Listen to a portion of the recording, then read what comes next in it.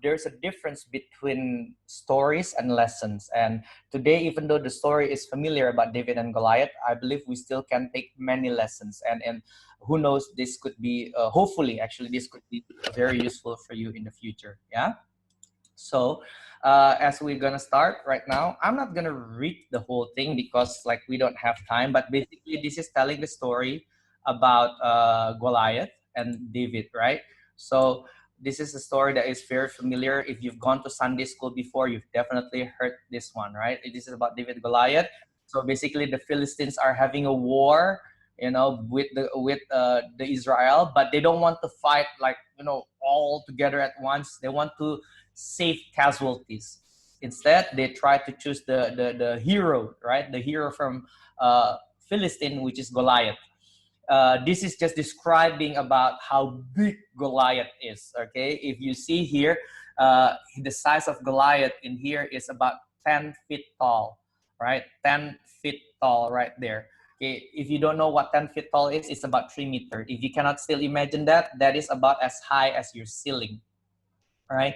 And the scale, the armor scales that he was putting on, that's 60 kilograms. So he put on some of you, I know some of you are 60 kilograms, he's putting on your weight as his armor scale, right? And after that, 7 kilograms, just the tip, just the head of the spear, right? So if that's a spear right there, okay, just the tip right there, that's 7 kilograms. Okay, which is like, you can imagine he's big and he's strong and he's scary, right? So let me move on. And then Goliath stood and began to challenge, why are you performing a battle line? Don't fight with me. Just choose a man. Like, choose a man. And Rachel's dad is going to fight after this, right? So choose a man and let him come down to fight me. If he can fight me and kill me, we will be your slaves, right? If I overpower him, if I defeated him, you will become our slave, and so on. Okay, so this is a story, you know that already, and we move on.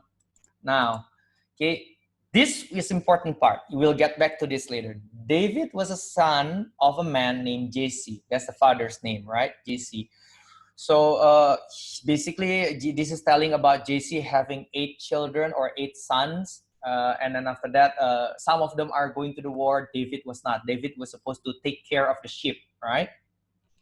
So, and moving on. And you need to know the challenge, okay, almost beginning of the story, the challenge, right? Each morning and evening for 40 days, the Philistine came forward and made his challenge. You need to imagine how annoying this is. Imagine someone DMing you or posting something on your Instagram with the at Rachel or at Faith or at Marcel, and doing this. What are you, a chicken? You don't dare to fight me for 40 days, morning and evening. Think about how disciplined Goliath is at mocking and making fun and taunting the Israel, right? Twice a day, like taking medicine. Imagine that, right? And nobody stood up. In case you don't know, nobody stood up, right? Jesse finally told his son David, right, not to fight. Jesse asked David, why don't you become a Gojek driver, okay, and bring some food? So David, and beside from just taking care of the sheep, now he become he's delivering Go food, right? So help preserve roasted grain and these 10 loaves of bread to your brothers, and take them to your brothers, and take some cheese. Don't forget, they love cheese. They need their cheese. It's calcium. They need that to fight. And since at the time, probably the brothers are too busy fighting, they didn't have enough time to put it on Insta story. So Jesse did not know how they are or whether they're still alive or not.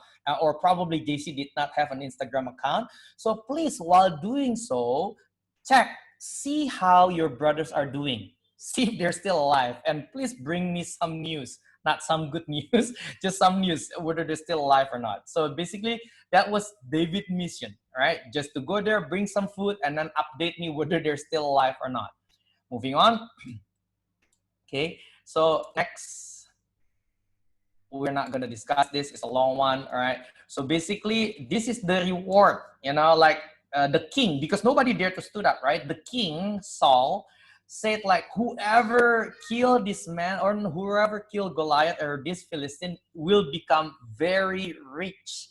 Okay, will become very rich, and then after that, he will get my daughter. Well, I assume the daughter was pretty, otherwise it's not a reward, it's a punishment, right? So to marry, and after that, and he's going to elevate the social status of his family. Probably he's going to be a duke or something, or what do you call it? I forgot. There's a term for that. Anyway, so uh, moving on.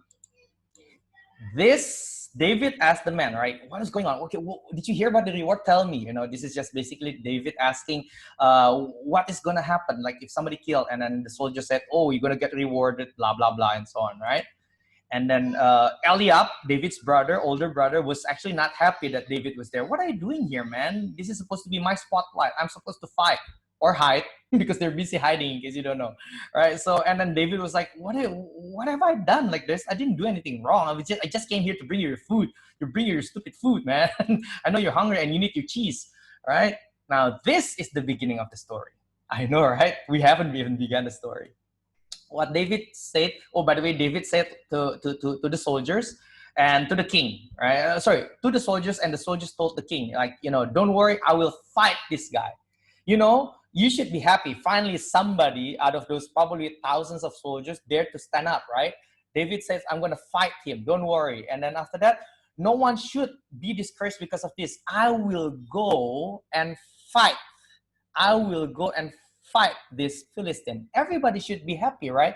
But the problem is, Saul has not checked David's Instagram. Saul did not know how small David was, or how young David was, right? So, and Saul said, dude, you're so tiny. You're just a boy, man. What can you do? That guy, Goliath, has been a warrior since he was your age. He was huge. He knows how to fight. And look at you. Just look at you. You're just a boy. What can you do? That is what Saul is calling David. That's what Saul is labeling David. Just a boy. And let me tell you the story about just a boy, or being labeled just a boy, right? So let's start with that. Now, this is what happened a while ago when I was still teaching in SPH. Okay, so when I was teaching in SPH, making a long story short, I taught grade 9 at the time, but she was so smart. She was doing outside lessons as well. And apparently this lesson place gave her challenging question from grade 12. She was grade 9, but she was doing calculus, right? And after that, but she couldn't do it. So she asked for my help. Imagine that. She was being challenged, and then she challenged me. So, and she said, "Pa, I really cannot do this. Can you help me?" And I said, when I look at the question, I was supposed to prove this trigonometric calculus identity and stuff. And I said, well, I cannot take the class time. This will take a while. You know, I cannot do it now. But I'll do it at my own time. So, and I did. So when it's about 3 p.m., back then I was not as busy as now. Like after 3 p.m., I was still able to still stay at school. Right now, I can't. I was doing this question, right? From 3 p.m., I was trying to solve the question. And I still remember, in case you don't know, the room that we are using is actually my old class, right? But the setting has been changed a bit. But before that, there was actually two boards at the time. That was next to each other. I was trying to solve the question. I'm not going to write down the question, of course. Okay, so it was long. I'm serious. Like, it was long, right? I had to write that down and so on. See, remember, I'm crazy about method and steps and so on. I was writing it down. Okay, I was writing it down until I realized that the ink died. Sorry, the marker died on me. And I don't have any other markers. So I went to Ibu Rati's place. You know that place, right? Where you normally ask, or when you go when you're late and so on. And after that, I said, like, do you mind giving me, she wasn't there. I remember, she wasn't there. So I had to take away the marker, like the marker from the place there. And I took it. I was continuing my work until I got to the level where I saw my marker and I realized something, that it says, that it says permanent marker. You know that feeling, jang, jang, jang. And to be honest, I already wrote a lot. I'm not kidding you. Okay, I actually wrote a lot. Okay, so, and I actually was like, oh my goodness, right? So I was actually probably already writing it all the way to here. I don't know. Probably it's like, write a lot. Oh my goodness! And and immediately I took my the duster, right, and I tried to erase the first line, the last lines, right, and it worked. And I thought to myself, oh, perhaps because it's still wet, that's why it worked, right? Or either that, or I'm extremely strong. I don't know. So I was like, I erased the other part, and it worked. It actually worked. And I begin to erase without realizing this is all my hard work. Okay, so, okay, and I realized it actually worked. Question: how come? It's a permanent marker. Well, as some of you probably guessed or not, the label says it's permanent. The label says it's permanent, but the ink inside that is not permanent. The ink inside, probably Ibu Rati didn't see the label on the marker when the teachers asked to be refilled. She just refilled with the non-permanent ink. The label is on the outside. Which one do you think is more important? The label on the outside or the ink on the inside? Inside. Exactly. So that's what I'm going to talk about today. This is one of the biggest messages that I want to be able to deliver you. A lot of time in your life, people will try to label you in one way or another. That label might not be, most of the time it's not going to be nice. You know, they may call you stupid, they may call you slow, they may call you lazy, they may call you disorganized. Sometimes those people even have authority over you. It could be your parents, it could be your teacher, it could be somebody, anybody, right? So these are the people who tried to label me back then. The first one is my teacher. Back then, I couldn't do math. And my mom, however, was very good at math.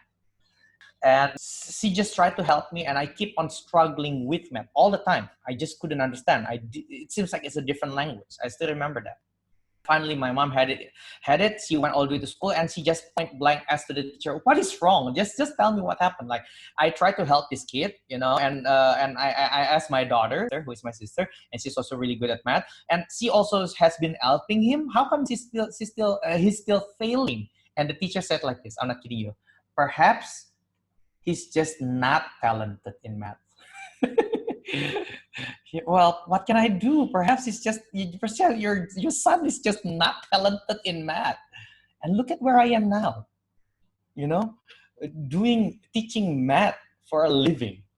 Someone who's not talented in math. Second one, okay, my mom. Oh, I love her and I know she loves me. But you know, sometimes moms, when they're angry, when they're upset, they say things that they don't mean to. Oh, well, so did my mom. Out of rage, one time she was angry, probably she was upset with me.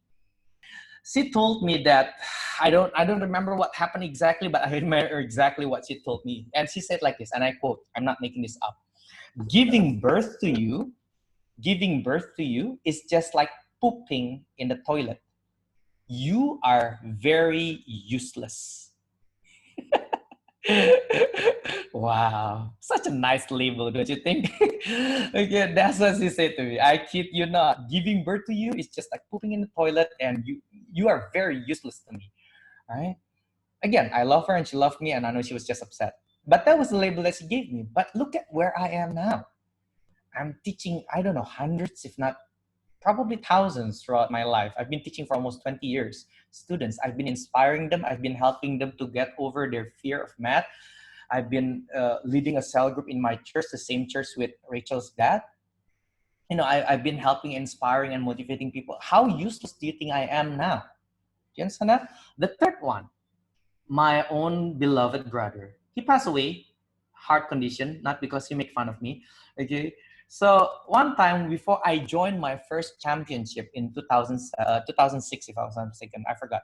Okay, so he told me when I wanted to join my jiu-jitsu national championship, he told me, how could you possibly win? You're too short. You're too short, you're too small. Look, ang kecil. Mana mungkin menang. That's what he said. You're too short, you're too small. How could you possibly win? That's the label that he gave me. Well, you know the story. It didn't stop me to get that medal or that golden belt in 2007, 2008, and 2009. 3 consecutive years, I was the national champion for jiu-jitsu and wrestling. Do you understand that? Why can this happen? Because I understand the label that people put on the outside is not as important as what's inside of me. Do you understand that? And I need for you to fully get that. The label on the outside is not as important as what's inside you. In case you're wondering what's inside of you, let me tell you what's inside of you. This is what's inside of you. It says here in 1 Corinthians 6 verses 19. It says clearly that, don't you know that your body is a temple for the Holy Spirit who is in you? That's what's inside of you. Didn't you realize that your body is a holy temple who lives in you? See, you can choose. You want to choose to believe in the labels, or you want to choose to believe in the truth. That what's inside you is much more important than what people put a label on you. You understand that? Some people may put a label on you. Yeah, she's just stupid in math because she's good at drawing. She's good at teaching, so she must be stupid at math. It's okay. You could do that. See, and I want you to understand, as much as it is dangerous to believe on the labels that people put on you. It is much harder and more dangerous when you put the label on yourself. When you actually believe that, oh, I'm just stupid, I will never be able to pass math, or I'm just not going to be able to be good at math, or I will never be able to get that score, that 7, that 8. I'm just stupid, I'm just careless, I'm just clumsy, I'm just disorganized, I'm just lazy. You put a label on you. When you choose to believe in that label over the ink inside, you got a huge problem. And you need to stop believing in that label. Do you understand that? That's the first lesson for today. Hopefully you're ready for the next 4. The next 4 will not be this long. Don't worry. I know some of you are like, when is this done? Okay, next. And then David replied to Saul. Let me continue with the story, right? David replied to Saul, I am a shepherd of my father. Whenever a lion and a bear came and carried off. So this is David trying to convince Saul. Dude, I know what I'm doing, right? I've been fighting bears and lions, okay? So don't worry, okay? And then, of course, to convince him even more, the Lord God who saved me from lion will save me as well, this time from this Philistine, which is Goliath, right? So that's a story for the next one. I'm sorry, that's the second point that I want to get across. Listen to me. Okay, so it says in here, I just focus on that verse, 1 Samuel 17 verses 34, as David was trying to convince Saul. David said to Saul, your servant has been keeping his father's sheep, has been keeping. If the term has been keeping, do you think he just did it once? No. And in other translation, perhaps I was wrong, David persisted. Dude, I've been taking care of my father's sheep and goats. Have been doing that. Does it mean only one time? Nope.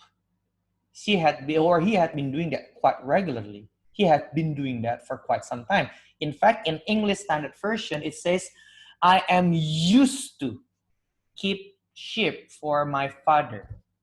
And I want to dwell on that. There's going to be a huge difference, all right? Huge difference. This is the second lesson. There's a huge difference between the word used to versus able to. See, when David tried to convince Saul, he didn't say, I'm able to do that. He said, I'm used to doing it. I've been doing this, all right? Let me give you this illustration. Assume that I have a flat tire on my car or on my motorcycle, right? Do you think with my intelligence of math and stuff and so on, do you think at least I am able to change the tire? Of course, I know how to do that, okay? It doesn't take that much of intelligence to change the tire. Of course, I am able to change the tire, right? Now, if you have a stopwatch, and you're willing to bet your money, me against the guy whose job is changing tire, tukang tambal ban, whose job on the street is changing tire, who is used to changing tire every day. who would you bet your money on? You understand? Like, who would you bet your money on? But I'm smarter. I'm a math teacher. He's just probably didn't even graduate from school. But still, I'm 100% sure you would bet your money on him. Why? Because he is used to doing it, and I am just able to do that. You understand that? When it comes to math, don't just be happy being able to do that.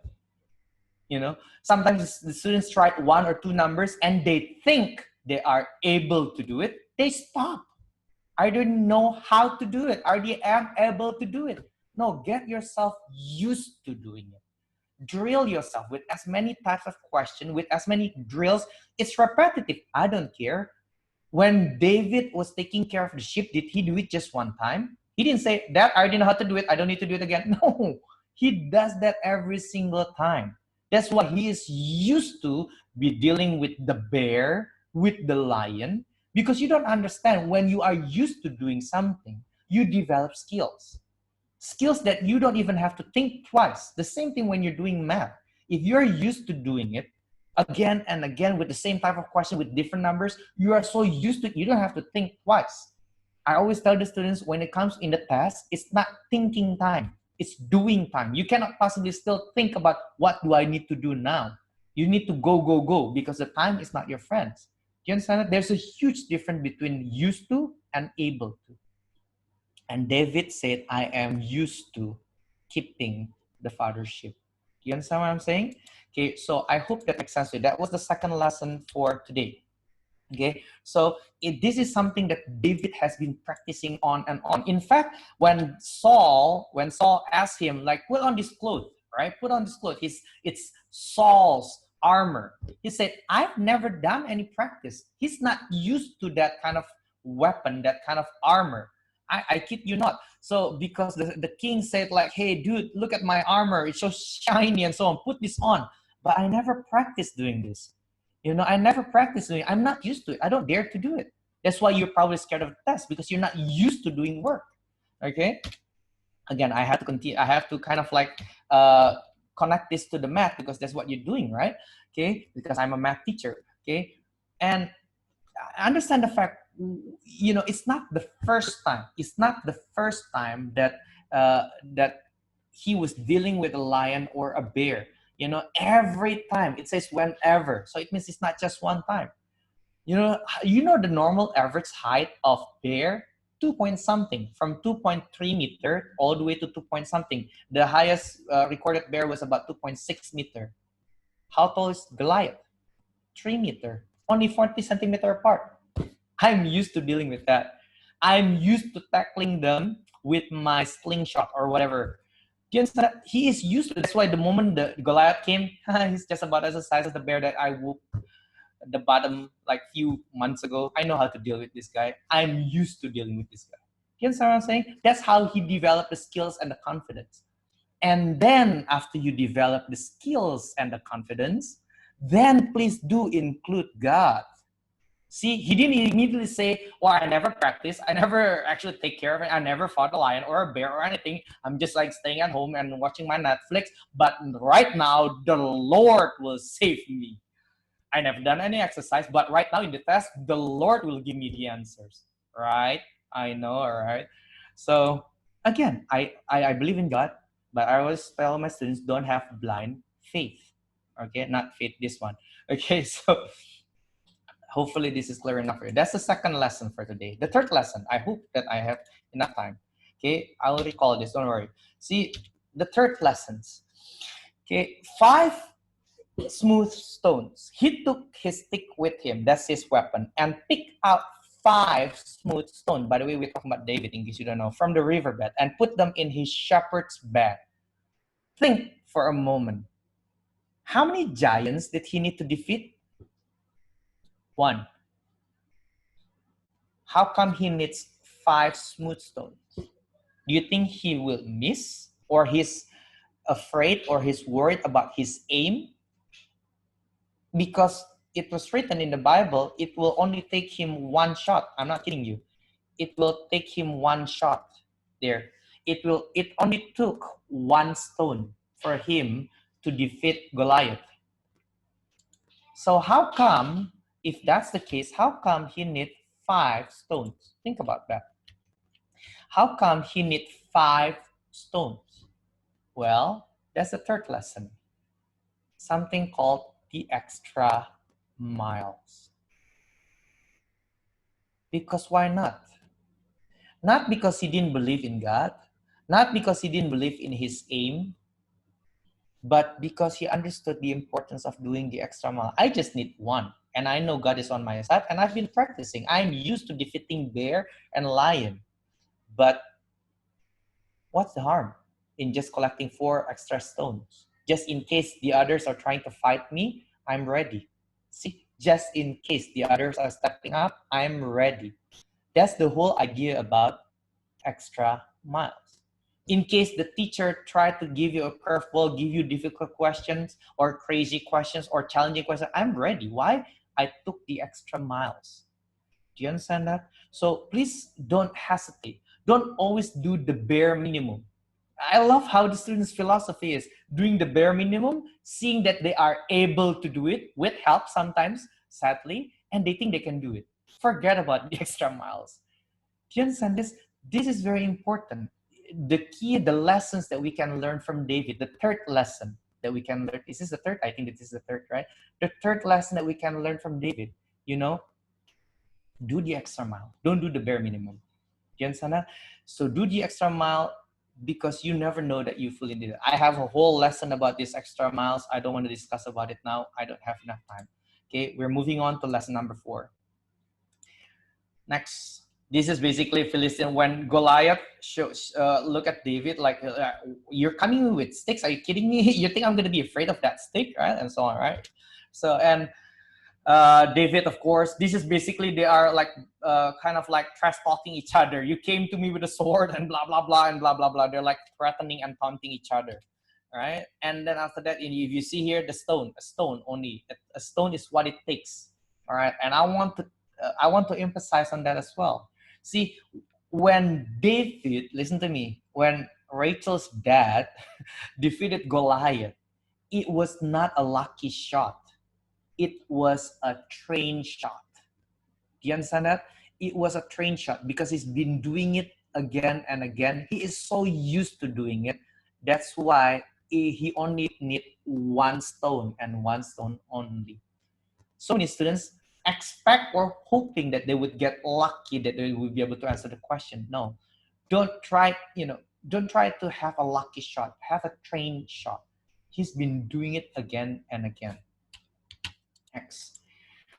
So this is the story about, where when they heard that whatever he was killed, like they ran away and so on, right? By the way, this guy is mean. Like seriously, like if you see this, David cut off his head. Wow, talk about like PG or R-rated or whatever, cutting off his head, right? I know. I like this David guy. Okay, so, and next, the last story, the last lesson. We're about to finish the last lesson. Please understand the fact that when the Philistines saw their hero had been killed, this is their running away, right? I forgot. This is already them running away. And think about this just for a moment. As Saul was watching David, see, somebody will always be watching you when you're fighting, when you're doing stuff, okay?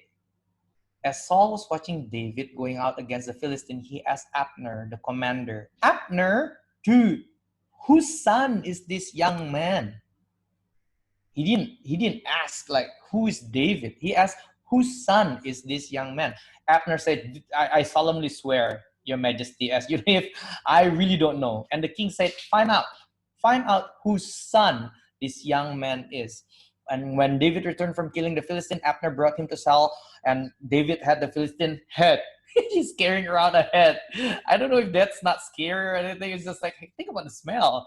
I don't know whether they use shampoo back then or whatever. Anyway, so, and he in his hand, right? And Saul asked him, whose son are you, young man? And then he said, I am the son of your servant JC. Last point, the fifth lesson.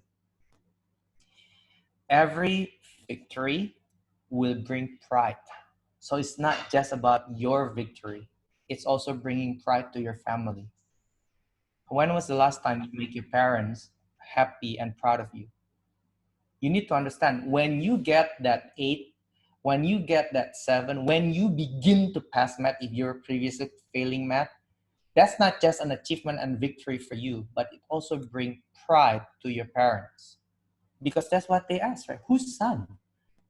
The king, the king. Imagine Jokowi asking, whose kid is that? I want to know the parents. Do you understand what I'm saying? Okay, let me wrap it up. I already finished. So that's the lesson for today. 5 lessons.